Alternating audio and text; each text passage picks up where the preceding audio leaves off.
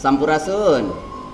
Wilujeng enjing murang kali sadayana mugia danget ieu aya dina kayaan sehat, aya dina suasana anu sumanget ya, dalam masih suasana bersemangat untuk mengikuti PJJ. Ya, kali ini kita bertemu lagi dalam pelajaran bahasa Sunda, masih dina pangajaran anu kagenep, masih pelajaran atau tema yang keenam ya, yaitu tentang berteman atau sosobatan dina bahasa Sunda ya. Nah, tujuan dina pangajaran ayeuna hidup kedah tiasa nyaritakeun deui carita anu dibaca atanapi nu di bandungan atanapi anu dikupingkeun ku hidup ya. Nah, engke Bapak baris maoskeun ieu carita. Bapak akan membacakan sebuah cerita.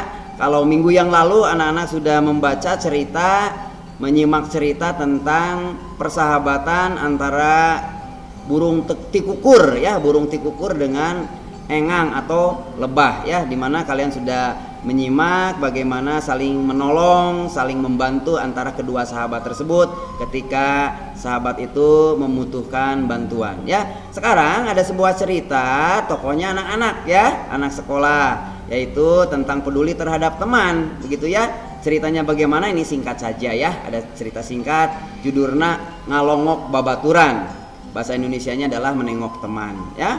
Nah, tujuan dari pelajarannya sekarang adalah kalian dapat menceritakan kembali ya, nyaritakeun deui ya, nyaritakeun deui carita anu dibaca atau anu di bandungan atau anu disimak ya.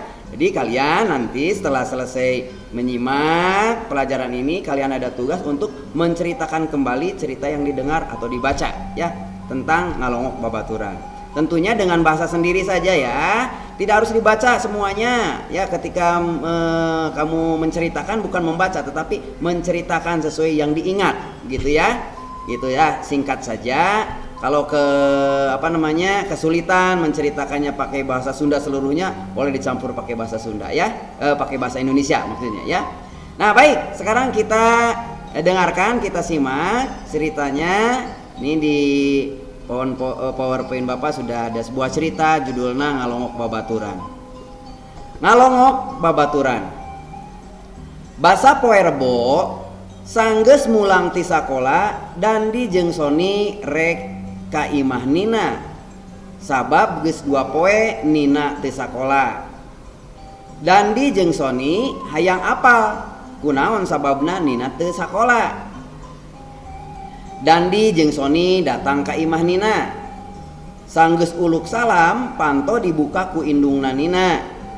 Dandi jeung Soni dititah asup tuluy diuk di ruangan tamu. Saterusna Dandi jeung Soni dianter ku ibuna Nina ka kamar Nina.